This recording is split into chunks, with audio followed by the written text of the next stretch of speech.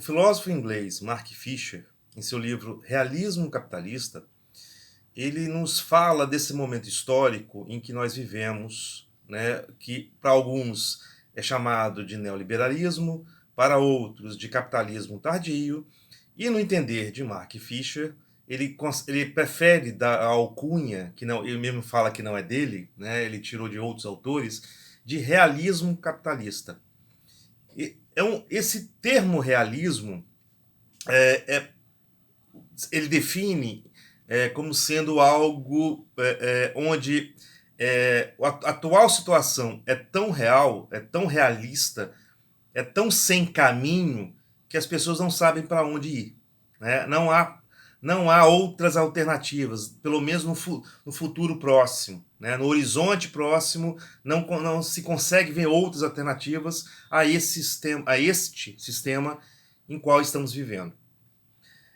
E uma das características desse realismo capitalista, ou desse momento neoliberal que vivemos na economia mundial, e não é de agora, isso vem desde a década de 80, em governos propagados por governos da Margaret Thatcher ou do Ronald Reagan, depois do Bush, e daí por diante. Né? Outra autora, a outra autora, a Nancy Fraser, outra autora, Nancy Fraser, ela fala que o atual neoliberalismo é um neoliberalismo progressista, né, que ele é menos descarado, é um pouquinho mais light, digamos assim, mas possui as mesmas bases. Né? Mas uma das características desse neoliberalismo atual é exatamente uma das características, né, é exatamente essa questão da memória, da troca entre o novo e o antigo. Né? Não necessariamente o que se quer trocar, o que se quer trocar é algo novo, mas se quer colocar algo por cima do que é antigo, do que não interessa mais, do que não faz parte da ideologia neoliberal. Então se destrói toda a história, se destrói a cultura, por conseguinte a história, ou a história e por conseguinte a cultura, e se coloca algo diferente por cima. Esse algo diferente não necessariamente é novo. Né? É o que a Fraser fala aqui. Né? O velho está morrendo, o novo não pode nascer. Então, o que se quer nesse neoliberalismo não necessariamente é algo novo, mas é um algo diferente. Algo assim lá muito, muito fluido, muito flexível, que pode ser ajustado e adaptado a cada situação, interesses e ideologias.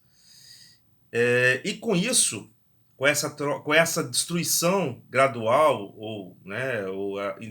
dependendo da situação, até muito rápida da cultura e da história, por colorário, vai também a memória. Né?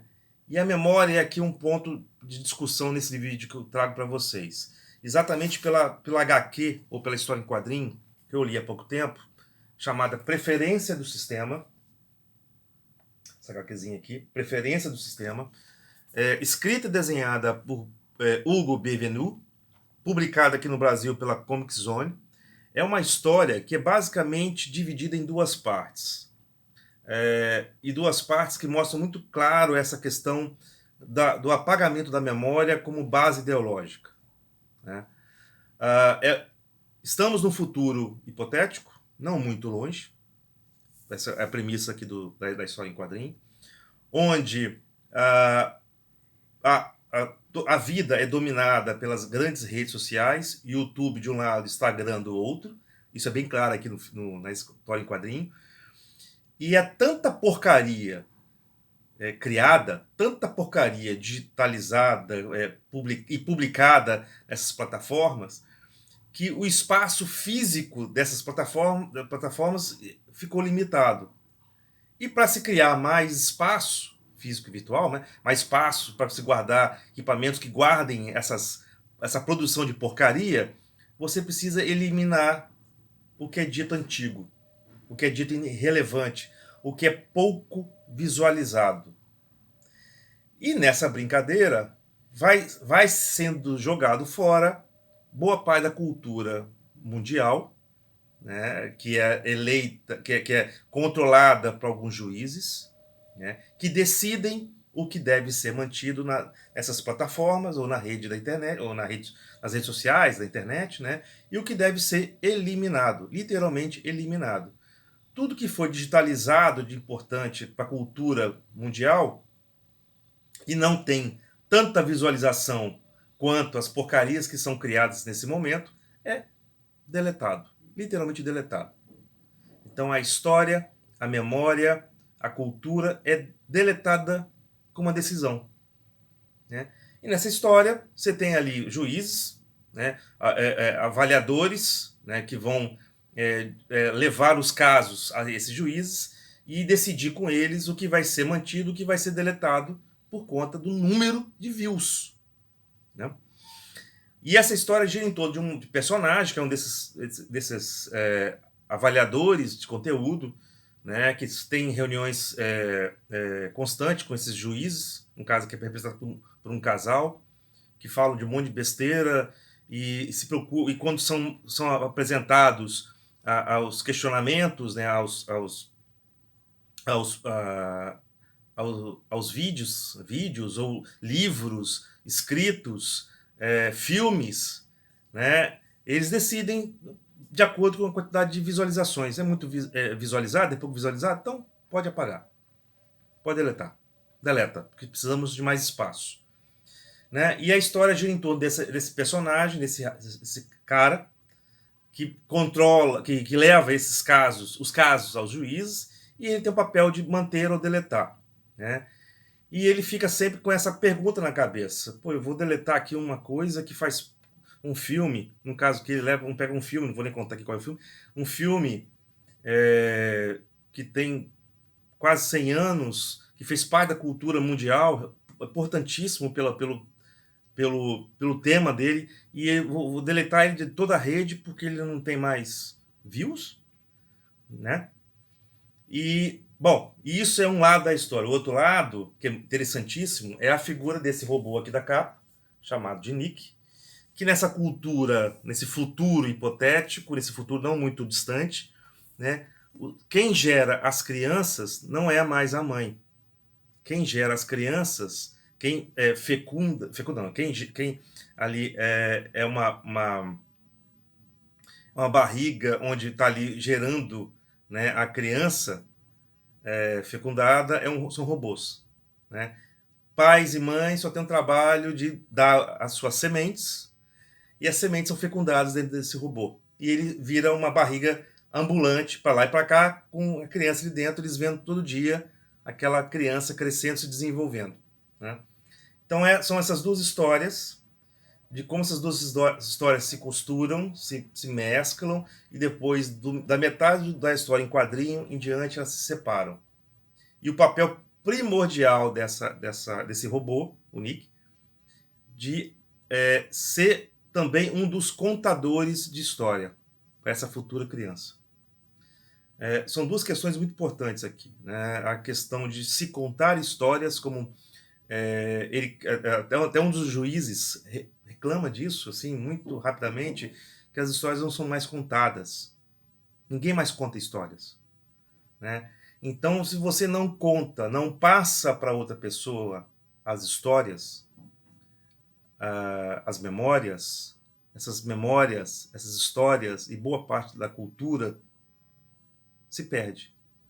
Se essa cultura não pode ser vista, como fala aqui o Mark Fisher, se ela não pode ser olhada, vista, se ela está presa e fechada, ela não é cultura, porque ela não é disseminada. E se a memória não pode ser repassada para outras gerações, ela se perde, ela morre, né? Então nunca você pode ter a chance, por conta disso, de ter um novo, não um novo pelo novo, mas um novo que vai reler as tradições, um novo que vai reler o antigo e sobre ele criar algo diferente. O novo, em relação ao antigo, não é uma destruição do antigo, é uma recriação do antigo, uma construção de algo diferente a partir do passado, da história. Então eu indico fortemente essa história em quadrinho. recomendo a todos, tá, que leiam, para a arquitetada toda aqui em geral. Preferência do Sistema, de Hugo Benvenu, publicado pela Comic Zone, nesse ano agora de 2021, tá? É uma história em quadrinho belíssima, né? Com os desenhos diferentes, né? Uma mescla de desenho à mão com desenho de computador, que mostra muito claramente essa questão desse futuro, onde tudo toda a memória é fluida, a memória ela depende da quantidade de views, tudo é passageiro, mas sempre há esperança de alguém contar uma história para uma criança e essa história ser repassada futuramente. Fica a dica, tá? Compartilhem esse vídeo, assistam, deem lá seus likes, critiquem, porque essa é a intenção desse vídeo, né? De não ser algo só meu aqui do Fabiano, mas ser de todo mundo, tá? Espero ali sempre uma troca. Valeu, gente? É um vídeo rápido, estou com a mão ainda com minha mobilidade limitada, então vai ser um vídeo sem edição, um tapa, vai ser do jeito que tá? Não terá edição, não terá cortes, vai assim. Beijos, até o próximo. Um abraço.